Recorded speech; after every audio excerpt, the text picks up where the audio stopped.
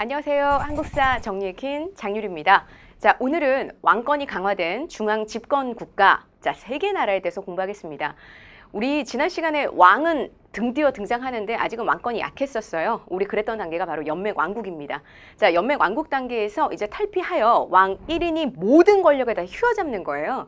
그거 4가지 증거가 출현하게 되면 중앙집권국가 이렇게 우리가 설명해 볼 수가 있겠는데, 그 첫 번째 18쪽에 나와 있는 게 바로 농업국가답게 영토가 확장되어 나가는 거죠. 자, 정복전쟁이 잇따른 성공으로 영토가 확장되어 나가는 게 왕이 권력이 강화되는 기본 첫 번째 조건이 되겠고요.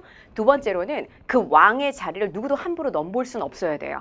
반드시 왕위가 세습되어야 되는데, 씨족 내 세습이 아니라 반드시 아버지가 아들에게로 권력을 넘기는, 우리 그런 걸 부자 상속이라고 합니다. 그죠? 자, 왕권의 부자 상속, 왕위 세습, 이게 두 번째 특징이 되겠고, 모든 사람들의 민심이라는 게 이 머릿속, 마음속이 분열되어 있으면 안 되겠죠. 하나로 통합을 합니다.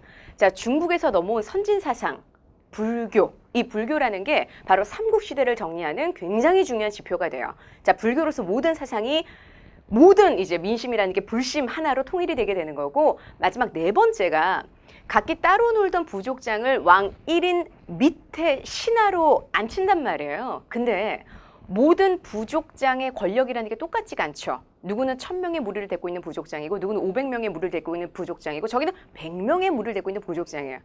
그러면 똑같은 귀족 자리를 줄 수는 없단 말이에요. 누군 높은 귀족으로 들어가요. 누군 중간 귀족, 누군 낮은 귀족을 점하게 되죠. 그게 대표적으로 신라의 골품제라는 거예요. 그렇게 해서 가장 세력이 작은 부족장이 4두품 자리가 되는 거고, 그 다음에 5두품, 그 다음에 6두품으로 올라가죠. 자, 그런 식으로 지배층들의 서열이 정리가 돼요. 그래서 그 나라의, 자, 법률, 명령, 줄여서 우리는 그걸 율령이라고 합니다. 자, 이 율령이라는 게 반포되며 나라의 관등 조직이 정비가 되고, 자, 부족장들, 각기 독자적인 세력을 갖고 있는 부족장들이 왕 밑에 신하로 이제 흡수되게 되더라. 자, 율령 반포까지 이렇게 해서 바로 4가지 특징이 다다닥 나오면 우리 그거 중앙 집권 국가라고 하는데, 자, 중앙 집권 국가를 먼저 스타트한 나라는, 자, 이제 옆으로 볼게요. 여기 삼국시대 표를 정리하는 거 정말 너무 중요해요. 삼국시대 표를 이제 정리하는 거, 여기서는 시험 문제가 정말 쏟아지듯 나오는, 그래서 우리 한국사 능력검정 전체 비중에서 가장 높은 부분을 밀도 있게 차지하게 되는 게 지금 이 삼국의 발전, 요 박스라는 거.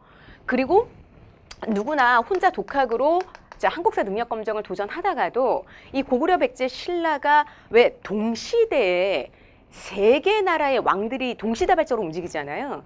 이걸 연결시킬 줄 알아야지 문제가 풀리는데, 머릿속에 따로 놀다 보니까 문제가 잘 안 풀려서 혼자 공부하다가 에이 모르겠다 나중에 하자 덮어버리게 되는 경우, 그래서 한국사를 포기하게 만드는, 한포자를 속출하게 만드는 파트가 바로 요 파트란 말이에요. 그렇기 때문에 우리 고구려 백제 신라 이 표 정리가 진짜 중요한데, 일단 고구려가 그 중앙집권화의 스타트를 제일 먼저 겁니다. 자, 중국과 국경을 맞대고 성장하고 있기 때문에 일단 발전 속도 자체가 매우 빨라요. 1세기 후반, 2세기 초반에 누가 나올 거냐면, 자, 1세기 후반 생략하고 2세기로 바로 들어갈게요. 태조왕이에요. 자, 이 태조왕이 바로 밑에 나라 옥저를 정복하고 들어갈 거고, 이 사람이 계르부 고시세습 체제를 정립할 거예요. 근데 이 고시세습으로 끝나는 게 아니잖아. 왕권이라는 게 강화되기 위해서는, 자, 부자 상속으로 완성이 돼야 되는데, 그 바로 다음입니다. 고국천왕이에요. 이 고국천왕이라는 사람이 왕권의 부자 상속을 완성이 돼요. 자, 거기다 고구려 같은 경우는 5개 부족 연맹을 했다고 했는데, 그 5개 부족의 경계를 허물어 버려요. 자, 부족적 성격의 오부를 행정적 성격의 오부로 나눈다. 이 부분 이해 못 하시는 분들 되게 많은데, 게르부, 순노부, 소노부, 전로부, 간노부, 그러니까 5개 부족의 경계를 허물어 버리고, 서부, 남부, 중부, 동부, 남은 하나 뭐예요 그럼? 북부. 이렇게 해서, 자, 행정적 성격의 오부로 개편을 하면 이제는 부족장을 믿고 따르는 습성이라는 게 사라지게 돼요. 그 나라 전체를 관장하는 왕 1인만 이제 바라보게 되는 거죠. 부족 간의 이동도 자유로워지는 거고, 자, 이렇게 해서 바로 부족적 성격의 오부를 행정적 성격의 오부로 개편하더라 라는 말이 되겠고, 자, 또 하나 진짜 중요한 특징 하나가 나오는데요. 우리가 가을에 추수를 하고 나면 사람들이 겨울에, 그 다음에 봄에 어김없이 식량난이 올 거예요. 우리 그거를 왜 트로트 노래 제목으로도 있잖아요. 보릿고개 넘어간다 이런 표현을 할 텐데, 우리 그 봄에 늘 춘궁기가 오게 되면 굶어 죽는 농민들이 너무 많으니까 드디어 춘대 추납 방식에, 그러니까 봄에 곡식을 빌려주고 가을에 이자를 쳐서 납부하게 하는 춘대 추납 방식의 농민들 구휼책이 등장합니다. 자, 이게 고구려의 진대법인데 이 고구려 진대법이 진짜 출제율이 너무 높아요. 되게 빨리 나오죠. 2세기 후반에 나오니까. 자, 고구려 하면 진대법. 이 유사한 제도가 백제와 신라에도 존재하는데 그 제도 이름이 전해지는 게 없기 때문에 진대법으로 거의 모든 문제가 다 통일돼 버려요. 자, 이렇게 해서 바로 2세기 후반에 바로 고국천왕이 이렇게 나라의 체제를 정립해 나가더라. 이 두 사람이 중앙집권 체제의 기틀을 마련한 사람, 이렇게 볼 수가 있겠고, 백제예요. 그 다음이 백제는 3세기 가야 돼요. 백제 3세기에 바로 누가 나올 거냐면 고이왕이 나옵니다. 자, 백제 3세기 고이왕은 한강 전 지역을 정복하고 들어가요. 그 서울특별시에서 바라보는 한강이 다가 아니에요. 한강 유역이라는 건 되게 넓은 범위야. 한반도 중부를 다 먹고 들어갔을 때가 이때예요. 고이왕 때. 한강 전 지역을 정복하고 들어가면서 이 사람이 했던 진짜 중요한 업체가 바로 율령입니다. 조금 더 풀어갈게요. 자, 이 율령이라는 건 이 남자가 16관등 제도를 만들 거예요. 16관등제. 그러니까 가장 아래 등급이 16급이 되겠고 가장 높은 등급이 이제 1등급이 되겠죠. 1관등. 이렇게 해서 바로 가장 이 나라의 이 직급 체제를 16관등 체제로 개편하게 되더라. 16관등 체제. 거기 보면 관제를 정배했다는 표현이 나와 있는데 관제 정배를 조금 더 자세하게 풀어나가면 16관등 제도. 거기다가 행정부서를 6자평 둡니다. 그러니까 6개 뒀다는 얘기고 행정부서 6개의 장관들을 자평. 이 6자평을 대표하는 가장 높은 이제 좌평 어르신을 상좌평이라고 불러요. 자, 이렇게 해서 바로 이제 6자평과 16관등 제도, 그거에 따라 복색깔이 제정이 되니, 자, 우리 이거 다 합쳐서 율령. 이렇게 얘기해 볼 수가 있겠고요. 이제 율령 반포가 백제는 되게 빨랐어요. 그게 또 특징. 그 다음에 신라는 뭐든 늦을 거예요. 신라는 언제 가야 되냐면 4세기. 그것도 완전히 끝으로 가야 돼요. 4세기가 거의 끝나갈 때 바로 누가 나올 거냐면 뇌물. 뇌물은 자, 왕이라고 안 불려요. 뇌물은 마리간이라고 불려요. 자, 뇌물은 마리간이라고 불리는데 이 마리간이 상징하는 게 되게 커요. 이거 대군장이라는 의미인데, 자, 요것과 관련된 설명은 18쪽 아래 나오고 있습니다. 우리 교재 18쪽 아래 보시게 되면 일대 왕이었던 박혁거세를 거서간이라고 불렀대요. 이 나라가. 그게 의미하는 게 바로 군장이라는 뜻이고, 그 다음에 차차웅, 2대 왕을, 그 차차웅이 바로 제사장, 그러니까 한마디로 무당이란 뜻이에요. 하늘의 제사 지내는. 그 다음에 3대 국왕을 이사금이라 부르는데 이사금은 그냥 어르신이라는 뜻입니다. 그러니까 한 나라를 대표하는 왕을, 절대적 지배자 1인자를 어르신 이 정도로 불러버릴 거라면 사실 그 사람의 독보적인 권력을 그닥 인정하는 표현이라 볼 수는 없어요. 자, 이때까지만 해도 박씨와 석씨와 김씨 세 성이 교대로 돌아오면서 왕을 합니다. 그러니까 그 한 명의 권력을 별로 인정하지 않는 거죠. 자, 그러다가 뇌물마리간, 이게 바로 의미하는 게 김씨 단독 세습이에요. 이때부터 경주 김씨가 단독으로 왕위를 세습하게 될 거고요. 이때부터 여러 가지 썰이지만 가장 유력한 썰 중 하나가 바로 이 뇌물마리간 직계 혈통들끼리 바로 결혼, 이제 혼사 관계가 형성이 됐을 것이다. 그렇게 해서 태어난 자식들이 바로 성골이 되는 거야. 자, 이런 왕족에다가 다른 귀족의 피가 섞이게 됐을 때 우리 그런 건 이제 진골이라고 얘기하게 될 겁니다. 자, 성골과 진골의 표현은 바로 그런 차이라는 거. 이렇게 해서 바로 뇌물 마리간 때부터 김씨 단독 세습 체제가 나오게 돼요. 신라는 이렇게 왕권 강화가 매우 힘든 나라. 이유는 자, 이 워낙에 태백산맥과 소백산맥에 가로막혀지는 배세적인 지형이잖아요. 장점은 전쟁이 없어요. 단점은 변화도 없다는 거. 자, 이렇게 해서 1인의 권력을 강화하기가 이렇게 힘들었습니다. 뇌물마리간 굉장히 중요한 사람이었고, 자, 지금 제가 열거해놓은 왕들 있잖아요. 이게 중앙집권 국가를 스타트한 사람들이에요. 다 단독 문제로 살벌하게 많이 나오는 그런 왕들의 이름이 되겠습니다. 자, 이렇게 정리하셨으면 이제 바로 전성기를 들어가시면 돼요. 전성기라는 건 한반도의 센터 한강유역을 누가 잡았느냐로 봐요. 그랬을 때 한강유역을 애초에 도읍지로, 거기를 도읍으로 중심으로 성장한 나라, 그 나라가 바로 백제거든요. 백제 전성기가 제일 빨라요. 제가 지금 한반도 지도를 이렇게 그려요. 자, 한반도 지도를 그려놓고 제가 잠깐만 이렇게 1번, 2번, 3번, 4번 번호 좀 매겨볼게요. 자, 우리나라 한반도를 이렇게 4등분 냈을 때 1번, 2번, 3번, 4번 중에 농사가 제일 잘 되는 땅, 이렇게 물으면 대답은 간단하게 돌아올 겁니다. 한반도에 좀 살아봤으면 3번 땅이 독보적으로 농사가 잘 될 걸 누구나 알 수가 있죠. 따뜻한 남부지방의 모든 하천은 3번 쪽으로 흘러가더라.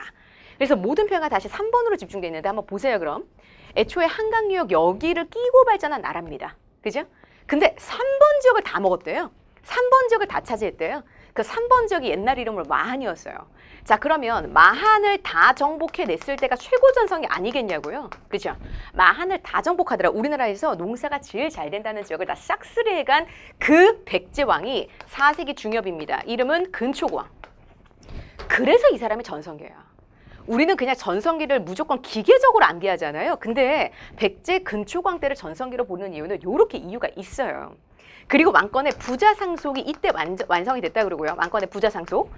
자, 이제 근초광은 이제 해외로 진출하는 길 남았죠. 요서, 그 다음에 산둥지방, 그 다음에 일본의 규슈지방까지. 이때 일왕에게는 이런 칼을 준 걸로도 유명합니다. 칠지도라는 칼이죠. 이게 4세기 말, 4세기 중엽이죠. 백제와 일본의 좋았던 외교 관계를 그대로 보여주는 거예요.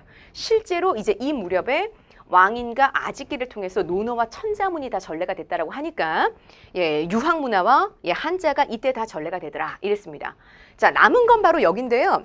황해도로 진출하는데 원래 황해도는 고구려와 백제 사이에 그 나라가 끼인겨 있었어요. 그 나라가 바로 누구였냐면 낙랑이었습니다. 기억이 나실지 모르겠는데 이 낙랑군은 바로 한나라 잔재였어요. 이 낙랑군을 축출해내면서 4세기 초 미천왕이라는 사람이 고구려 영토를 이렇게 황해도 일대까지 끌어내렸습니다.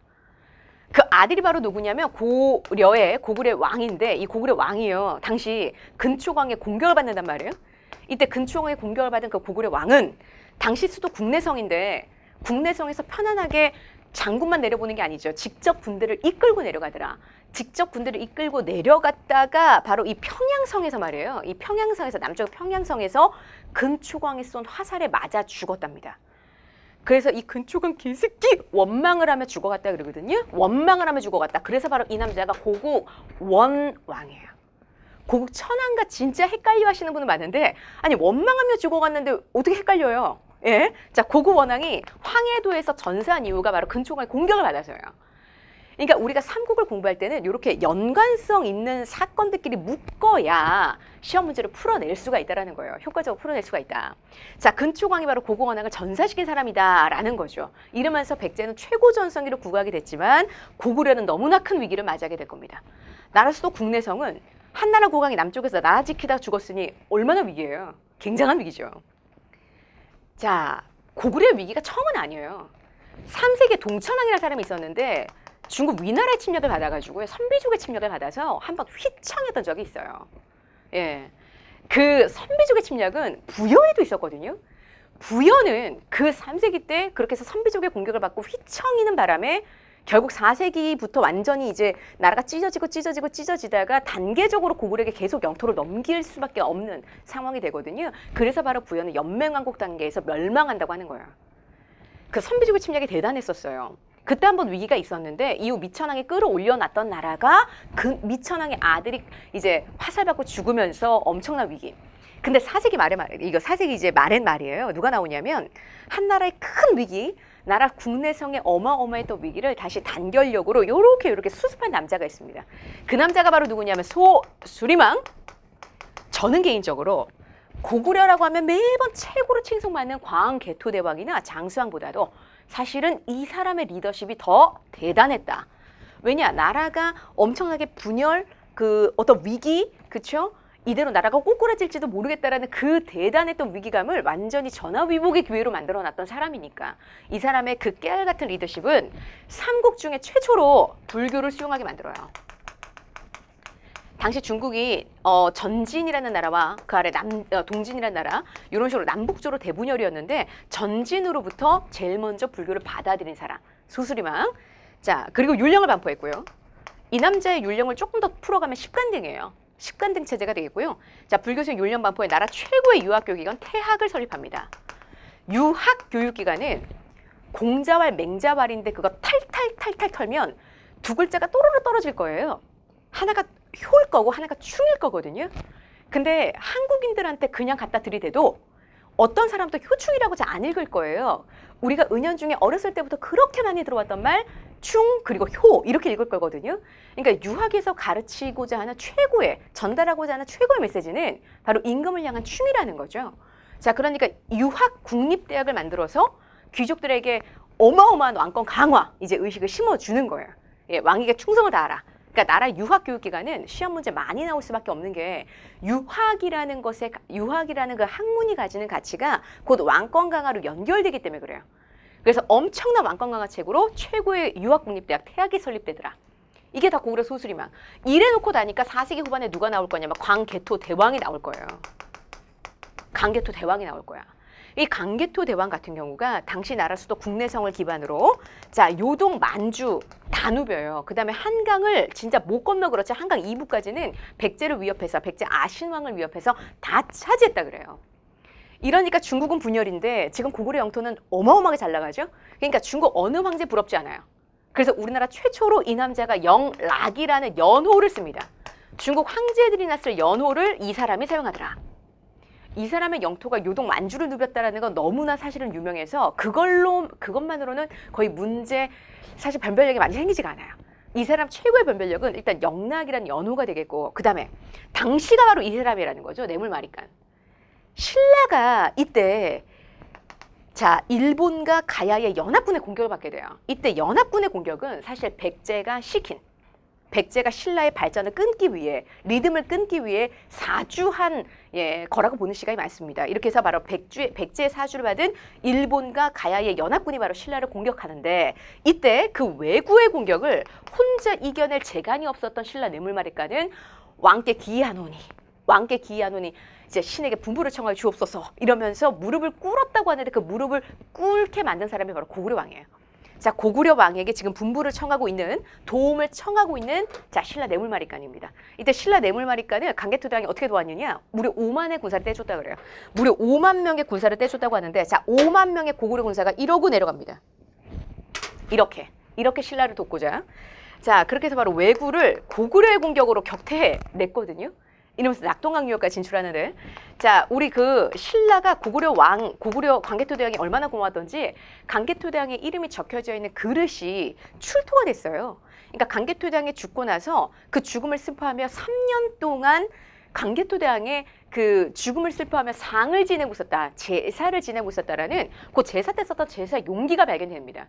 그러니까 이 호명 그릇이 고구려가 신라를 도왔다는 거에 대한 증거가 되겠죠. 자 그리고 광개토 대왕의 아들 있잖아요. 누구냐면 장수왕입니다. 그죠? 이 장수왕은 아버지 당시 수도 국내성 거기다가 아버지 왕릉 앞에 바로 어마어마한 크기 6.4m 크기의 굉장히 큰 비석을 지었다 그래요.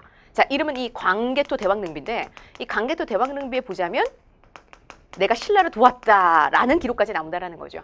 그러니까 광개토 대왕 릉비와 그리고 이 호명 그릇의 출토를 통해서 양쪽에서 바로 양쪽 나라에서 이건 진짜 맞는 사실이다. 예, 누구가 이제 공치다라는 것이 아니라 이게 진짜 맞는 사실이구나. 팩트체크가 양쪽으로 이루어졌던 광개토 대왕 릉비가 되겠습니다. 이거 만든 사람은 누구예요? 만든 사람을 물으시면 그건 아들 장수왕 문제가 돼버려요. 아들 장수왕으로 꺾이죠. 이제 5세기입니다. 5세기면 아들 장수왕이 등극을 하게 되고요. 자, 왜 장수왕이에요? 길게 살아 장수왕입니다. 이 남자가 98세를 살다 갔는데 왕만 80년을 해요. 그러니까 왕만 80년 하는 이 저 장수왕이 도읍을 밀어넣지 어디로 끌어내리냐면 여기죠. 아픔의 그곳 바로 평양으로 도읍을 천도합니다. 이 사람이 평화로 도읍을 천도하자 백제랑 신라가 바로 손잡거든요. 사실 아까 백제의 사주로 왜구가 신라를 공격했다 그랬어요. 그러니까 신라가 발전하려 치니 백제가 신라를 견제하잖아요. 이렇듯 영원한 적군도 영원한 아군도 없는 거예요. 지금은 고구려가 밀고 내려오려 하니까 바로 백제와 신라가 손잡네요. 자, 백제 비유왕과 신라 눌지마리간이 요렇게 손을 잡고 나제 동맹을 체결합니다. 자, 이때 체결된 나제 동맹이에요. 고구려 맞겠다고. 자, 이 나제 동맹에 맞서 싸우고 나제 동맹의 아래를 버티고 있는데 고구려의 남쪽 침공이 쉽게 했어요. 예, 백제가 무너지는 거, 이 백제 수도 위례성이 무너지기까지 사실 50년 공격합니다. 근 50년 공격 끝에 475년 드디어 백제 수도 한성을 무너뜨리고 계로왕을 죽이더라 이랬어요. 계로왕이 죽었어요. 저 고이왕, 근초고왕, 비우왕, 계로왕까지 나왔는데요. 그죠? 자, 여기까지가 나라 수도 한성이었습니다. 한강 유역이었죠. 이제는 도읍을 울면서 어디로 끌어내릴 거냐면 웅진으로 도읍을 끌어내릴 거고요. 자, 이로써 바로 고구려 영토는 어디까지 갈 거냐면 고구려 영토는 한강이 시작되는 충주까지 갑니다. 이렇게 해서 바로 본인 최고 전성기의 상징 충주 고구려비를 여기다 짓네요. 자, 충주 고구려비를 거기다 줘요. 우리는 그 고대사, 특히 고대사 파트에서 지역사 문제가 늘 한 문제쯤 나올 수 있다는 걸 늘 유념하고 있어야 돼요. 지역사. 이랬을 때는 이 충주라는 굉장히 중요한 저 지역과 관련하여 저 지역 문제는 단독 문제로 여러 번 출제된 바 있거든요. 자, 일단 그 스타트는 이 충주고구려에 될 거예요. 자, 장수왕이 세웠던 충주고구려이 최고의 전성의 상징이었습니다. 자, 백제는 위기네요. 백제가 위기예요. 지금 백제가 계루왕이 전세하면서 아들 문주왕의 도읍을 급하게 웅진으로 선도했는데 이때부터 백제가 박스 색깔이 바뀌어요. 박스 색깔이 바뀌어요. 이때부터 왜 바뀌냐면 이때부터 웅진 시대라는 거예요. 아주 암울했던 웅진 시대 63년 가게 되는데 자, 이 웅진 시대 그나마 5세기 후반에 누가 나올 거냐면 동성왕이요. 요 신라 소지마리간과 요 나제 동맹을 더 굳건하게 할 거예요.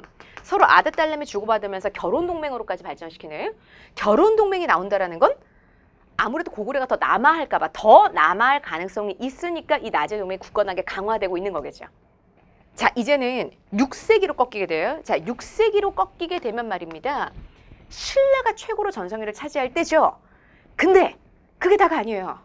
여전히 나제 동맹은 굳건한 상태, 6세기를 맞이하잖아요. 그대로 죽을 백제가 아닙니다. 아까 고구려가 위기 끝에 다시 살아나듯 백제도 이 위기를 딛고 다시 일어나요. 그 남자가 바로 누구냐면 6세기 무령왕이거든요. 자, 6세기서부터는 칠판 정리 한번 하고 갈게요.